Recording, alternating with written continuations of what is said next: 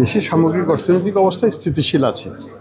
এখন জিনিসটা হচ্ছে যে রাজনীতিটা যদি স্থিতিশীল থাকে তাহলে অর্থনীতি আরও ভালোভাবে চলবে সামনে। ইংল্যান্ডে তো আমাদের ভালো, আমাদের লয়াররা আমরা পাঠিয়েছি ব্যাংকের থেকে, বিভিন্ন ব্যাংক থেকে। তারা সাইফুজ্জামান এবং বেক্সিম গ্রুপের অ্যাসেটের যে উপর ক্লেমটা এস্টাবলিশ করার চেষ্টা করছে। যদি এটা সাকসেসফুলি হয় তাহলে হয়তো আমরা খুব দ্রুত কিছু পজিটিভ রেজাল্ট দেখতে পারবো ইংল্যান্ডের মাটিতে।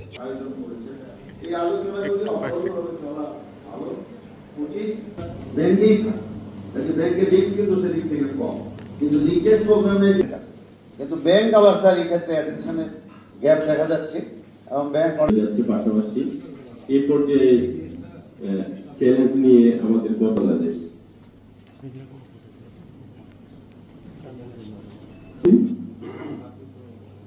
মাননীয় প্রধান অতিথি